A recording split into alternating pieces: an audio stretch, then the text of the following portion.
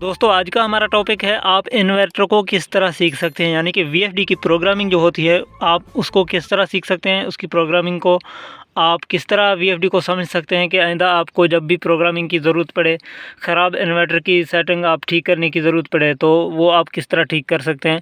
तो दोस्तों ये एक कोर्स होती है एक तरह की, तो वो आहिस्ता आहिस्ता समझ में आएगी। तो आज की वीडियो में कुछ जो तरीक़ेकार होते हैं इसकी प्रोग्रामिंग की वो आपको समझाएंगे। उससे पहले आपसे छोटी सी दरख्वास्त होगी कि अगर चैनल पर नए हैं, हमारी चैनल को अभी तक आपने सब्सक्राइब नहीं की हुई है, सब्सक्रिप्शन की जो बटन है वो आपके सामने शो हो रही है, तो उस पर क्लिक करके हमारी चैनल की ग्रोथ के लिए हमारा सपोर्ट ज़रूर कर दें। तो वीडियो को भी लाइक करें। तो दोस्तों एक बात मैं कहूँ, यहाँ पर जो हम वीडियोज़ अपलोड करते हैं तो उसमें लाइक का जो रेशो है वो कोई 10% से भी कम है। तो लाइक करना तो आसान भी होती है, तो वीडियो को लाइक ज़रूर कर दीजिएगा, ये सपोर्ट आप हमारी ज़रूर करेंगे। तो यहाँ पर अब बात करते हैं प्रोग्रामिंग के हवाले से, वीएफडी की हवाले से। ये एक कंप्यूटराइज्ड सिस्टम है, इसमें कोड होते हैं। वो कोड आप किस तरह डालते हैं और किस तरह ये वर्क करता है। तो सबसे पहले मेन चीज़ इसकी होती हैं, यहाँ पर देखें कीपैड इसकी जो होती है PRG, quick jog, shift, up down arrows, और इसके अलावा डेटा एंटर, और ये जो रन का बटन है और स्टॉप आरएसटी है, ये सब काम की होती हैं। अपनी अपने हिसाब से ये काम करते रहते हैं। तो अब इसकी प्रोग्रामिंग में जो मेन सेटिंग्स होते हैं ना वो तो बहुत ज़्यादा हैं, और उसमें जो हम एक वीडियो के अंदर जो है ना वो नहीं बता सकते। अब ये वर्क किस तरह करता है वो मैं आपको समझाता हूँ। यहाँ पर देखें पीआरजी का बटन होता है। नॉर्मल ये आपकी डिस्प्ले होती है, यहाँ पर ये बटन जो होते हैं ये काम करने के लिए हैं। तो नॉर्मल जब इसकी डिस्प्ले होती है तो वो कुछ इस तरह से होती है, 50 हर्ट्ज़ पर यहाँ पर ब्लिंकिंग कर रही होती है। अगर गलती से कोई डाउन एरो लगाता है तो ये 50 की जगह कम हर्ट्ज़ पर जो है ना वो ब्लिंक करने लगता है। तो ये घबराने की ज़रूरत नहीं है, ये आप अप डाउन एरो से जो है वो ऊपर नीचे कर सकते हैं। तो इसके अलावा अगर गलती से किसी ने क्विक जॉग का बटन दबा दिया, अब देखें 090 यहाँ पर शो हो रही है, और इसके बाद दूसरी दफ़ा अगर क्विक जॉग किसी ने दबा दिया तो ये देखें कुछ इस तरह का इंटरफेस आ रही है। ये मैं मेन चीज़ें आपको समझाता हूँ ताकि आपकी समझ में आ जाए कि गलती से अगर क्विक जॉग दब जाता है, या यहाँ पर ये प्रेस होती है शिफ्ट वाला बटन, अगर ये क्विक जॉग पर कोई आपने प्रोग्राम अंदर से सेट नहीं की हुई, यानी कि इसमें ये भी होता है कि क्विक जॉग यानी कि इसको आप अगर अंदर से कोई फंक्शन ऑन करते हैं इस बटन के ऊपर, फिर नॉर्मली ये इस तरह नहीं होगा। ये फिर जो है ना या तो आपकी मोटर को स्टार्ट करेगा रिवर्स मोड में, या आपकी चलते हुए मोटर पर आप दबाते हैं तो उसकी डायरेक्शन को चेंज करेगा। बेसिकली ये इस काम की भी होती है।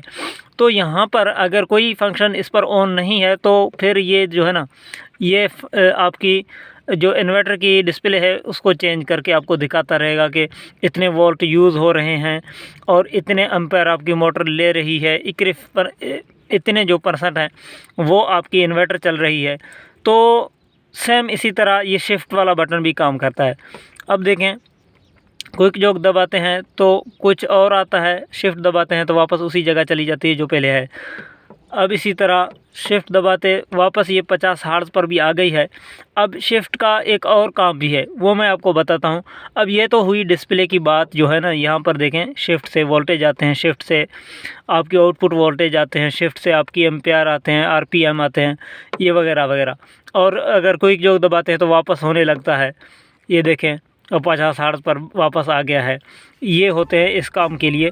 इसके अलावा अगर रन दबाएंगे तो मोटर आपकी रनिंग हो पर चली जाएगी। स्टॉप दबाएंगे अगर तो स्टॉप में आपकी मोटर जो है स्टॉप हो जाएगी रनिंग में है। तो अगर रनिंग में नहीं है 50 हर्ट्ज़ पे है, स्टॉप आप दबाते हैं तो कुछ नहीं होता। और अगर आपकी कोई एरर यहाँ पर शो हो रहा होता है तब आप स्टॉप दबाते हैं तो वो एरर हट कर आपकी नॉर्मल मोड में वीएफडी की डिस्प्ले आती है। तो ये आरएसटी यानी कि रीसेट की भी होती है। तो ये चीज़ें आपकी यहाँ तक आपकी समझ में आ गई हैं।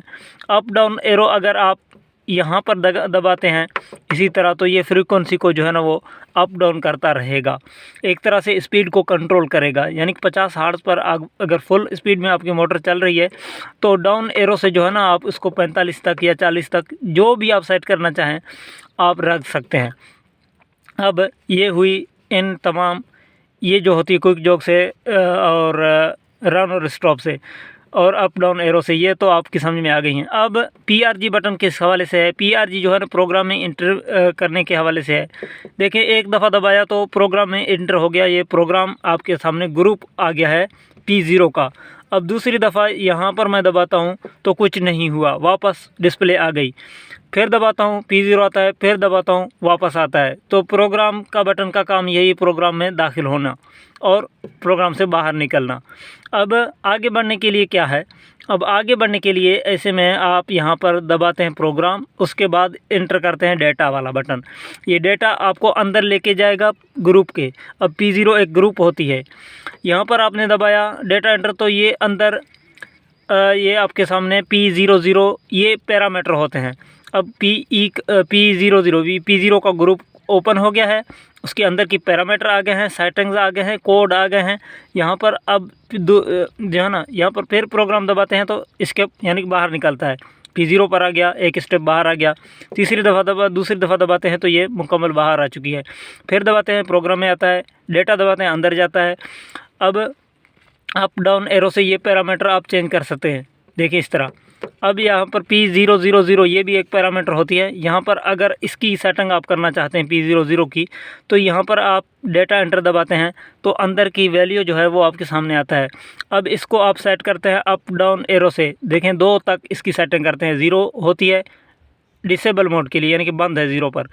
ये एनेबल होता है, ये दूसरी फंक्शन है, ये तीसरी, ये जो है ना 2 में। तो अब ये आप चेंज करके जब डेटा एंटर करेंगे तो वो आपकी वैल्यू सेट हो जाएगी, यानी कि सेटिंग चेंज होगी। तो ये एक एग्जांपल की तौर में मैंने आपके सामने रखा है, मिसाल के तौर में रखा है।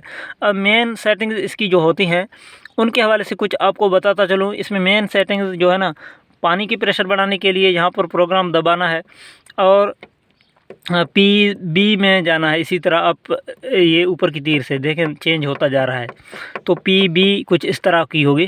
PB में एंटर करना है, PB04 में जाना है। ये आपकी अगर सेटिंग के थ्रू पानी में कोई गड़बड़ी है तो इसको आप जो है 10 डिजिट कम कर सकते हैं, 10%। यहाँ पर आप 110 से लेकर 70 तक सेट कर सकते हैं। इसके दरमियान जहाँ पर भी आपकी पानी ठीक चले वहाँ पर आप रखेंगे। मेरा जो पानी ठीक चल रहा था 90 पर, अगर 90 से कम करूँगा तो UU का ट्रिप आ जाएगा या मेरा फ्रीक्वेंसी जो है वो बहुत ज़्यादा जंप करने लगेंगे। तो ये होती है पानी के प्रेशर बढ़ाने के लिए। यहाँ पर 10% कम करें, देखें अगर फ्रीक्वेंसी बहुत ज़्यादा जंप कर रही हैं या आपकी UU का ट्रिप आ रहा है तो वापस वहाँ पर जो वैल्यू पहले सेट था वहाँ पर रखें, क्योंकि फिर आपको सेटिंग की ज़रूरत नहीं होगी। आपकी इन्वर्टर की सेटिंग ठीक है और आपकी जो प्रेशर कम है तो वो आपकी प्लेटें कम है। तो अगर इन्वर्टर नया है तो यहाँ पर PB05 में जो है ना, यहाँ पर 00 से जो है ना चेंज करके आपने यहाँ पर 5000 लिखना है ताकि आपकी UU का ट्रिप ना आ जाए। अगर आप वापडा पर चला रहे हैं तो इनको 00 ही रहने दें। तो UU का ट्रिप अगर आ रहा है तो फ्रीक्वेंसी को कंट्रोल करें अप डाउन एरो से। ये समझने की बातें होती हैं और ये वर्क इस तरह कर रहा है दोस्तों। ये देखें ना, अब प्रोग्राम PRG तो PB के अंदर जो भी पैरामीटर है उसको आप खोलेंगे, उसके अंदर जो भी फंक्शन रखे हुए हैं उसको चेंज करके जब आप डेटा एंटर करते हैं तो वो सेव हो जाता है। ये प्रोग्राम जो है ना एस्केप के लिए भी है और प्रोग्राम में दाखिल होने के लिए भी। इस तरह PB आ गया। अब डेटा एंटर इसके अंदर एंटर के होने के लिए भी है और डेटा को सेव करने के लिए भी है। अब ये जो है ना, ये तो ग्रुप होते हैं, ग्रुप अंदर जाता है ग्रुप के, तो इसके अंदर पैरामीटर आता है, पैरामीटर के अंदर जाते हैं, इसके अंदर वैल्यू आता है, कोई फंक्शन आता है। इसको आप जब चेंज करके इस तरह डेटा एंटर करते हैं ना डेटा, तो फिर वो सेव हो जाता है। अब मेरा PB04 का जो सेटिंग था वो सेव हो गया है 110 पर। अब चूँकि मेरे वोल्टेज कम है तो 110 पर मेरा पानी बहुत स्लो होगा, तो यहाँ पर मैं दोबारा इसको 90 पर करता हूँ। देखें अंदर आ गया। शिफ्ट जो है ना वो दूसरा काम शिफ्ट का ये भी है कि यहाँ पर शिफ्ट वैल्यू को चेंज करने के लिए, नंबर को चेंज करने के लिए शिफ्ट करता है आपकी ऑप्शन को। इस तरह शिफ्ट दबाते हैं, जो ब्लिंक कर रहा है उसको आप चेंज कर सकते हैं। देखिए ये 1 ब्लिंक कर रहा है तो इसको मैं कम कर सकता हूँ। अब मैंने 9 पर लाया है। अब इसको सेव करने के लिए डेटा एंटर करता हूँ।